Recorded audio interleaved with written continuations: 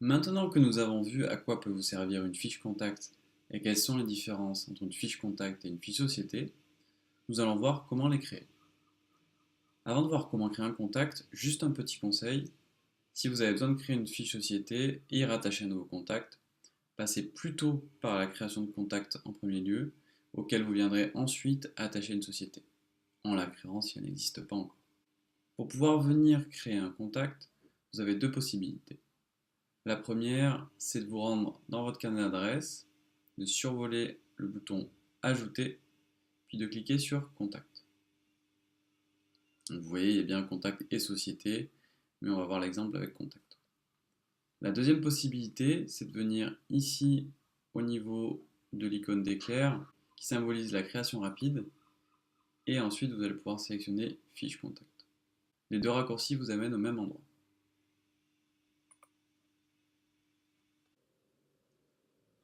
Nous nous retrouvons du coup sur le formulaire de création de fiche contact et vous pouvez voir que sur le premier champ, on a un petit point rouge.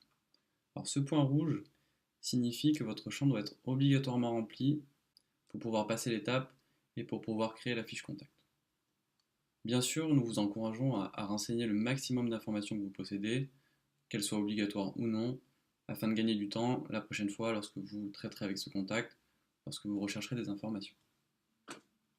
Donc nous retrouvons comme sur une carte de visite des informations de type civilité, nom, prénom.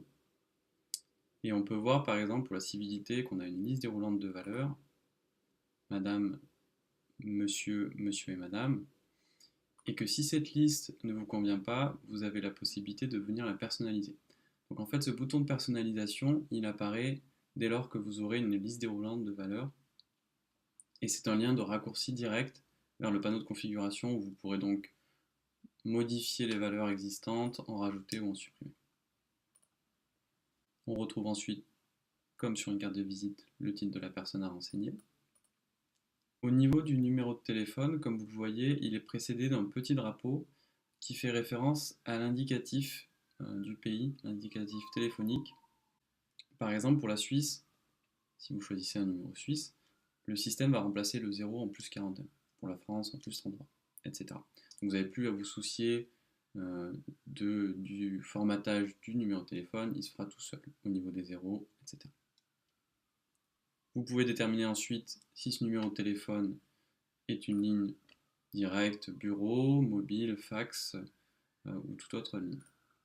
Donc là, moi j'ai choisi d'avoir une ligne bureau et j'ai cliqué sur ajouter un téléphone pour ajouter la ligne du mobile. Vous pouvez les supprimer avec la petite croix. On a le même système au niveau de l'adresse email, c'est-à-dire que si votre contact a plusieurs adresses, vous avez la possibilité de cliquer sur ajouter un email pour ajouter une ligne. Vous voyez qu'il y a une notion de principal qui permettra d'afficher en priorité l'adresse email principale de votre contact. Enfin, on a un bouton Opt-out qui permet, comme son nom l'indique, de définir si le contact ne souhaite pas être démarché. Alors cette option peut être renseignée manuellement lors de la création ou lors de la modification d'un contact, ou elle pourrait être affectée automatiquement via un lien de désinscription lorsque vous enverrez des campagnes email marketing via Nelis par exemple. Ensuite, vous avez la possibilité d'ajouter une photo de contact. Sachez que par défaut, on affiche les initiales de votre contact si aucune photo n'est définie. Tout simplement parce que dans Nelis, la photo du contact est utilisée au niveau de plusieurs interfaces pour comprendre rapidement ce qui se passe et quelles informations ont été renseignées sur quel contact. En fonction de l'importance de votre contact, on vous conseillera de venir rajouter la photo. Si c'est un influenceur par exemple, que vous n'avez jamais rencontré physiquement, ça peut être intéressant de lui rajouter une photo afin de le reconnaître plus facilement. Bien souvent, le contact que vous serez en train de créer fera partie d'une société. C'est pourquoi, lorsque vous allez créer le contact, juste en dessous, nous allons vous proposer trois options. À savoir, définir que votre contact est par exemple un freelance, il n'appartient donc à aucune société, et vous pouvez sélectionner la première option. Le deuxième choix possible, c'est que votre contact fait partie d'une société qui existe déjà dans la solution. Il vous suffira de venir cliquer sur sélectionner une société existante et de venir la rechercher pour rattacher ce contact. Enfin, la dernière option, Nouvelle société, va vous permettre de venir créer une fiche société et de rattacher le contact à cette fiche société dans la foulée. Par exemple, la société Justream, forme légale SA, son numéro de téléphone, avec le même système pour l'indicatif du pays, son adresse email, son site web, et cette fois-ci on va venir rajouter l'adresse physique de la société.